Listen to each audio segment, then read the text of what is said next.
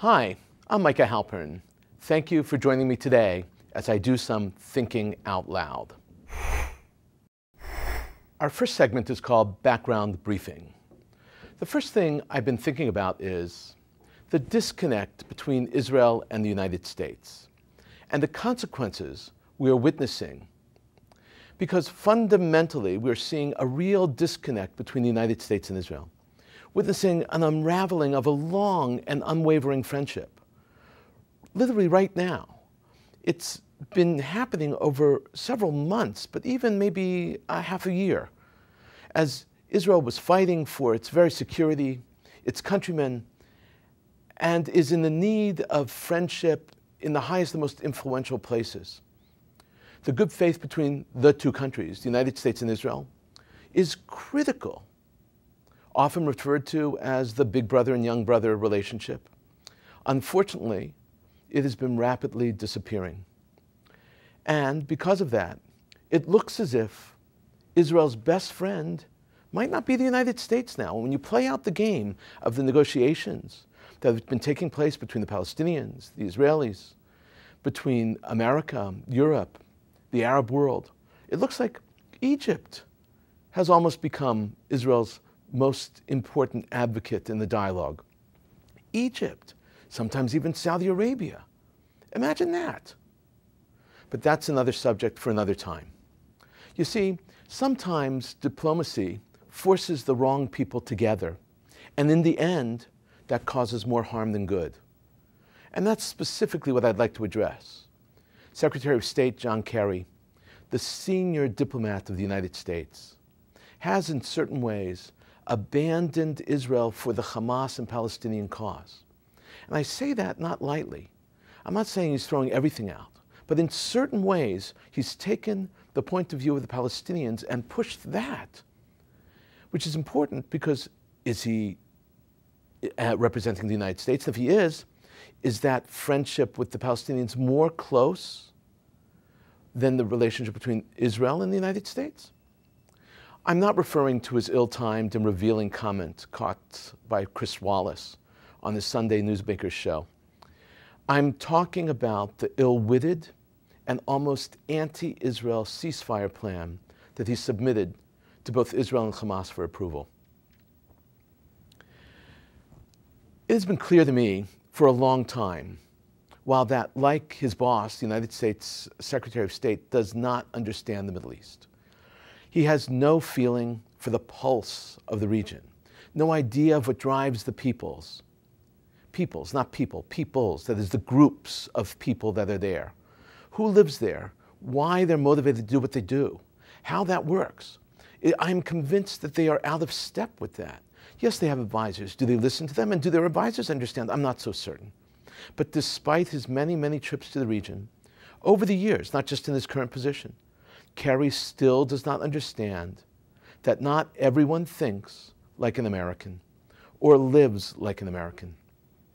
The United States has bought into the warped perception that an immediate ceasefire between Israel and Hamas would build up to turn and create a permanent quiet. And that's just wrong. That most of Europe has remained neutral on the subject and does not surprise me on the question of ceasefire. They want a ceasefire in order to create peace. That's their perspective. But I would hope for a more active response. What I'm not surprised about is the United Nations. They're pushing for that immediate ceasefire too. Immediate ceasefires are critical for us from the point of view of understanding perspectives. And this is going to be the case, it has been the case historically in the Middle East, and will be the case in the future in the Middle East. The current situation that transpired between Hamas and Israel is just a blip on the continuum of this history. The United Nations buys into the concept that less bombs is better for the people in the region. And that's simply not true. Security means that people don't bomb again, not that there are less bombs bombing. So the UN would buy into the Hamas line of propaganda. By now, it's to be expected. But that the United States, which assumed the role of peacemaker, of its own accord, should be different. The United States wants the Israelis to stop, literally. They want them to stop, stop, stop, stop, stop. Stop shooting, stop firing, stop defending, stop. They want everything to stop. They don't want Israel to respond, ever.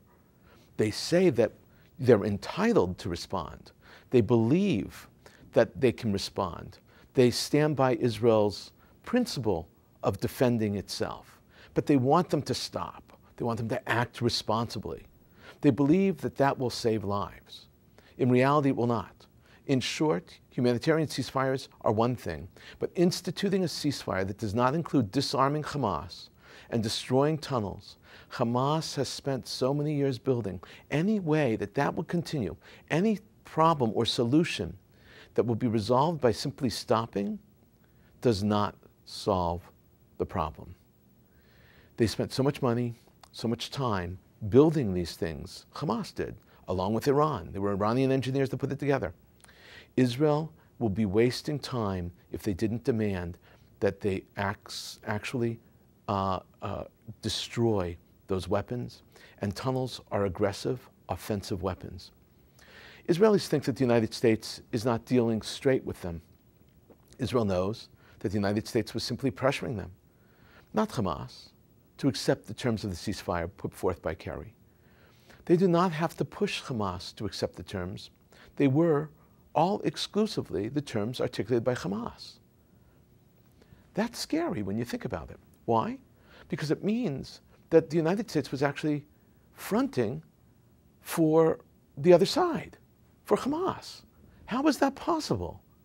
Now, the United States came back and said, just a moment, in reality, it was just a draft. It was not a suggestion. It was just a draft, appreciating comments and input. But Israel was so upset by this draft that they leaked the entire proposed document. And when I read it originally, I read it on the stationery of the State Department, if you can imagine such a thing.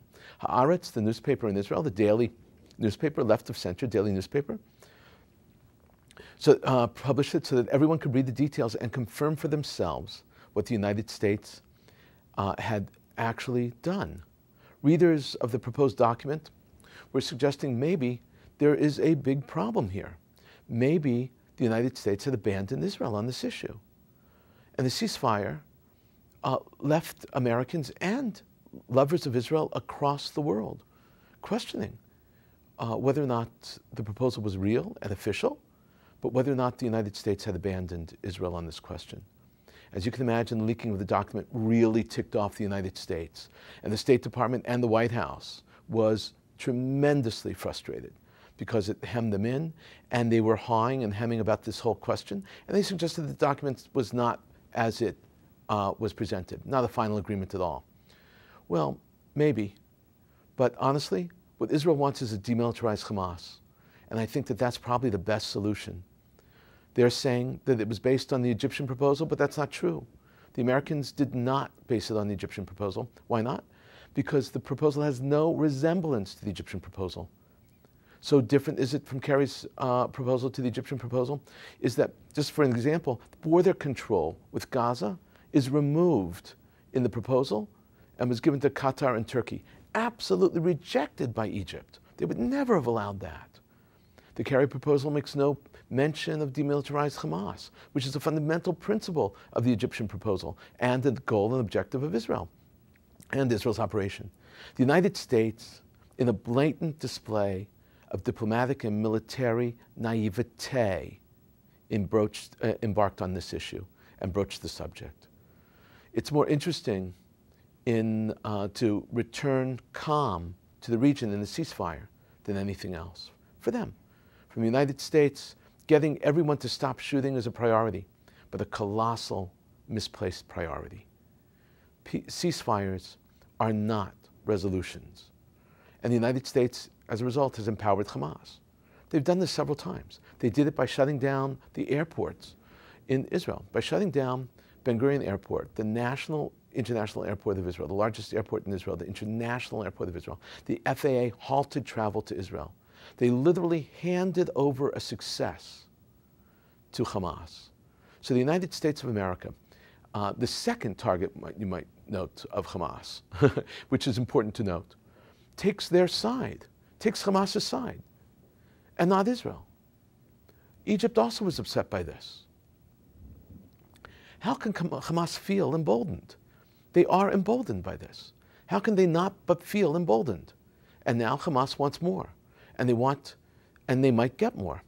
Another very bad consequence of the conflict between Israel and Hamas is that by capitulating to Hamas on the FAA issue, do you know what happened? The consequence seems that Hamas is getting their desires, and that the conflict may very well be uniting some very, very bad and evil forces in the Islamic world. Let's say, for instance, the crisis in Syria had successfully driven a wedge between Hamas and Hezbollah.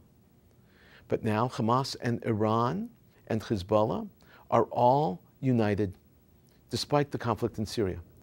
Hamas had chosen the wrong side, but now they're coming closer and closer together. They originally were divided between Sunnis and Shiites, but now they're much, much closer. And this leads us to another challenge. The next challenge has to do with the question of ISIS. Now, with the issue of ISIS, people are asking me all the time, why is ISIS in Iraq involved in blowing up Muslim sites in Iraq? And one of the major sites that they blew up is the tomb of Jonah. Why would ISIS be involved in blowing up the tomb of Jonah? Why would they do that? Jonah is a holy person in Islam. He's actually found in the Quran. A major surah, a section, surah means section of the Quran, is dedicated to Jonah, if you can imagine that. And so what's going on is ISIS is blowing up things in Iraq. ISIS is blowing up things in Iraq the way in which the Taliban were blowing up things in Afghanistan. And you've got something which is really problematic here. The Sunnis venerate Jonah. ISIS are Sunnis, but so did the Shiites. But it was a Shiite site, so they blew it up. In the Quran, Jonah is referred to as Yunus. And by looking at him and seeing him, the ISIS characters think of and revere Jonah. But because the Shiites worshipped at a tomb of Jonah, they decided to blow it up anyhow. And that is deeply troubling. You see, the city of Mosul is actually the place where the tomb was. Mosul is in the province of Nineveh. Nineveh is where Jonah was from. Actually, it's thought that Mosul is the original traditional biblical city of Nineveh. That, I think, is important also. See, ISIS is part of a tradition in Islam that rejects sanctifying places, especially grave sites. It has to do with the rejection of certain pagan traditions and emphasizes the power of those sites. And as a result, they felt that it would be important for them to destroy these sites so that Muslims don't become pagans. Jonah's tomb was a Muslim holy site before. It had been a monastery before that, and before that it was a pagan site. And that's why ISIS was so upset by it. So, as ISIS blows up tens of sites like this in the region, they blow up archaeological sites, just like the Taliban did. They're fighting to rid pagan tradition from Islam. In reality, they want to rid all alternative forms of Islam from the region. That's why Christians are being forced to convert and die, or die. Convert or die, under threat of beheadings. 35,000 Christians in Mosul have fled. Now Mosul's Christian population has been reduced to 20 families. Coming up next, points of view. Here's what some important voices have been talking about. The first column up is by Alison Benedict in Slate. She wrote it on July 22nd, 2014. Now, Benedict's column is called Solidarity with Israel. A birthright trip convinced an American with shaky Hebrew that he was ready to die for another country. That's the title. How insulting can you get? And when she begins this, it's scary. I mean, literally, it is so problematic. She begins in the following way. In 2012, Los Angeles native Max Steinberg traveled to Israel for the first time on a 10-day trip sponsored by Birthright Israel. A few months later, he joined the Israel Defense Forces. On Sunday, he died fighting in Gaza, leaving behind his parents, who will now take their first trip to Israel to bury their 24-year-old son. There are many people to blame for Steinberg's death. There was the Hamas fighter behind the weapon who actually killed him. There were the leaders on both sides who put him in Gaza, the leaders behind all the wars between Israel and the Palestinians. I can trace it back to 1948 or 1917, or whatever date suits you, and still never find all the parties who are responsible. But I have no doubt in my mind that along with all of them, birthright shares some measure of blame.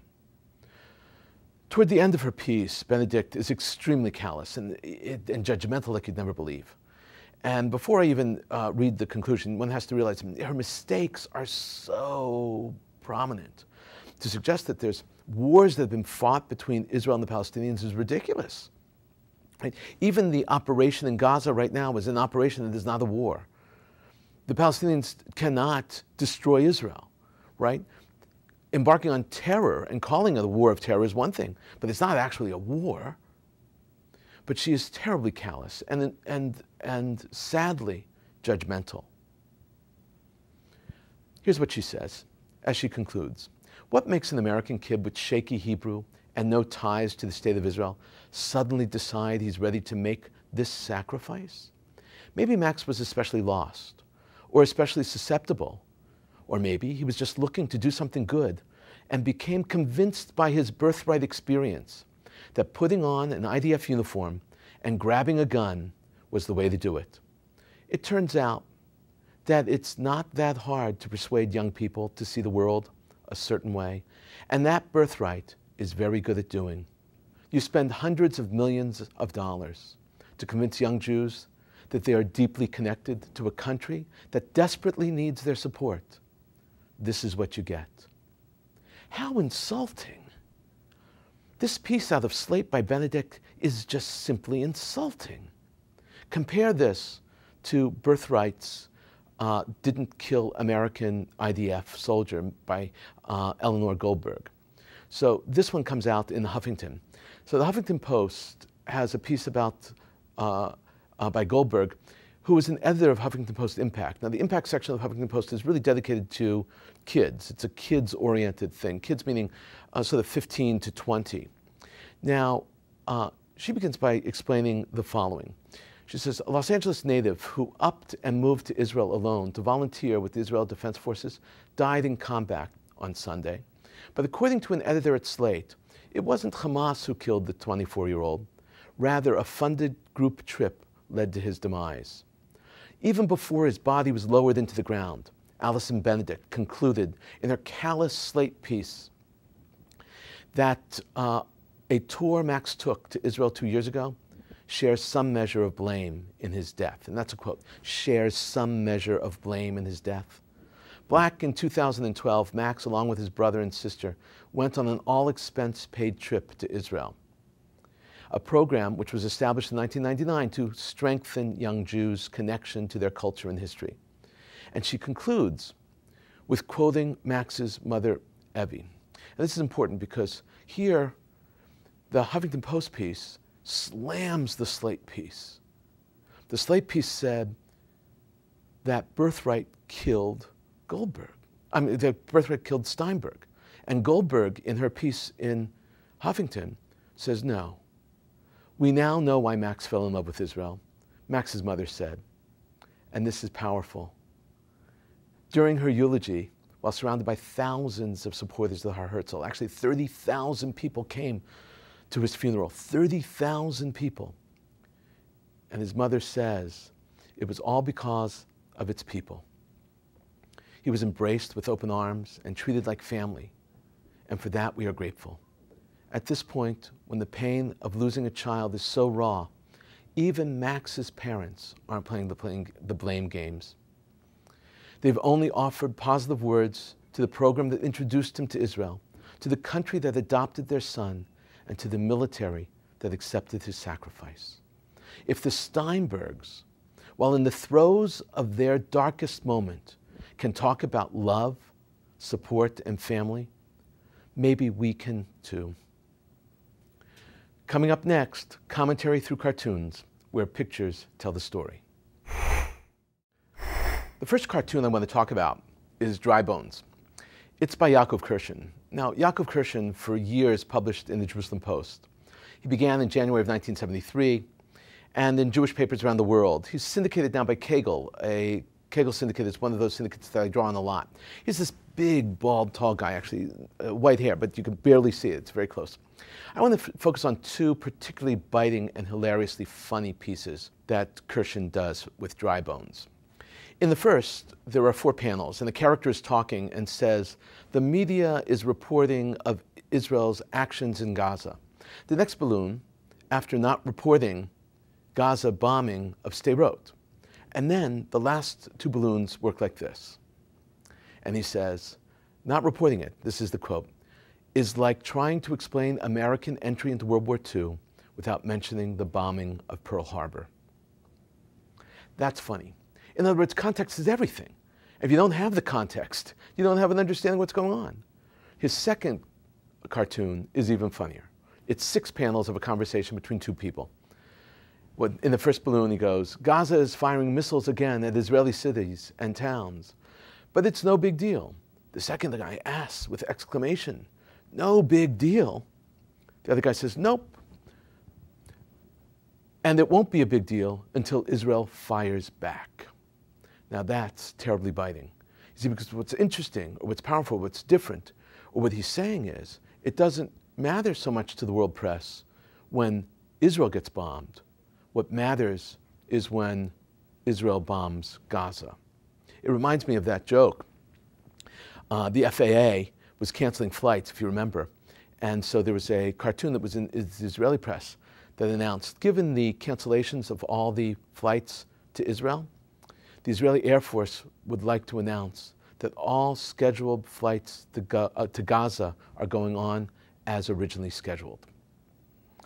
The third cartoon is from the Sunday Morning Herald. It was published July 26th, and the Herald actually apologized for the cartoon. Here's what they were quoted as saying when they put it up. They saw that it was a mistake. The Herald now appreciates that in using a Star of David and a kippah in the cartoon, the newspaper invoked an inappropriate element of religion rather than nationhood and made a serious error in judgment. The statement read, it was wrong to publish the cartoon in its original form. We apologize unreservedly for this lapse and the anguish and distress that has been caused. Mistake? How could they have done it differently? Well, they actually themselves looked at it and tried to figure out how to do it differently. Not using a hooked nose or a Star of David on a kippah would have been the answer, yes. When you look at the cartoon, you see. But then it would have been biting and not funny if they didn't use a hooked nose and a Star of David. They could have had the caption which said, shame on you for being entertained while watching innocents die. After all, that's what they had. They had people sitting and watching and drinking and sort of applauding as bombs were going off in Gaza. It was done by Glenn Livre. And in his Twitter feed, he clearly suggests how the cartoon is based and how the next picture that night came about, where you had a picture of a group of people on a couch, and they were watching it, and there was a big Star of David on the kippah of one of the guys that was sitting there. The same couch, let's say, for instance, we had a guy sitting back with a kippah sitting, and he redid the cartoon August 14th. And there you just had a big group of people watching, but no one who's ostensibly Jewish. And you had someone selling and hawking products to the crowd. That was interesting, it was funny, but it was not anti-Semitic. The redo was actually a better piece. It would have gotten the message across had they done it originally and would not have been anti-Semitic. That's what they should have looked for. In a moment, my own perspective and a few predictions. I want to think out loud with you now. So many mistakes in the commentary and coverage of what goes on in the Middle East. The most common mistake is that Israel occupies Gaza. And we hear it all the time, and it's going to continue. Almost every time Gaza is mentioned or the Palestinians is mentioned, commentators on air speak about Israel occupying Gaza, and it's simply not true. Israel's been out of Gaza since 2005.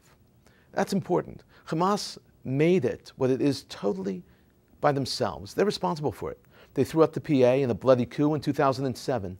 Palestinians were given the entire industries of hothouses, flowers, hydroponics, vegetables, you name it. They were turnkey operations, business opportunities that could potentially have gotten them millions and millions of dollars annually.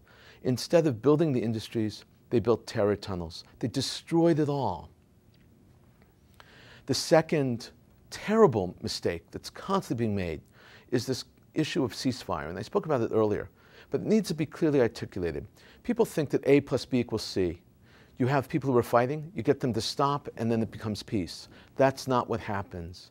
Ceasefire does not mean peace. Hamas wants to destroy Israel and kill as many Jews as possible. It's part of their charter. This is not about peace for Hamas. It's only about security. They will only not do it if they can't get away with it. This is an ongoing objective of Hamas and not limited to any time or space or Israel, an operation there or not. So when correspondents and commentators, many who were former presidential advisors, get it wrong time after time, we have to expect that our leaders and readers and listeners and viewers to understand. And unfortunately, this lack of understanding and knowledge on this level will continue. And sadly and disappointingly, that's the case. But it's our job and your job, mine and yours, to set the record straight and to inform and correct these constant errors. Only then will the real message ring loud and clear. We've thought out loud about a lot today. And now that you know what I've been thinking, let me know what you're thinking. Email me at micah@shalomtv.com. Tweet me at Micah Halpern. Tell me what you think. But before we end, let me leave you with one picante piece of information. Did you know that the first book published in the United States had 5 Hebrew words in it? It was the Bay Book of Psalms in 1640. In November, though, in 2013, it sold at Sotheby's for $14.3 million. About 80 years after that first book, Harvard University published the first Hebrew grammar book by Judah Monis in 1722 for Hebrew instruction. Thank you for thinking out loud with me, Micah Halpern. Let's think out loud again next week on Shalom TV.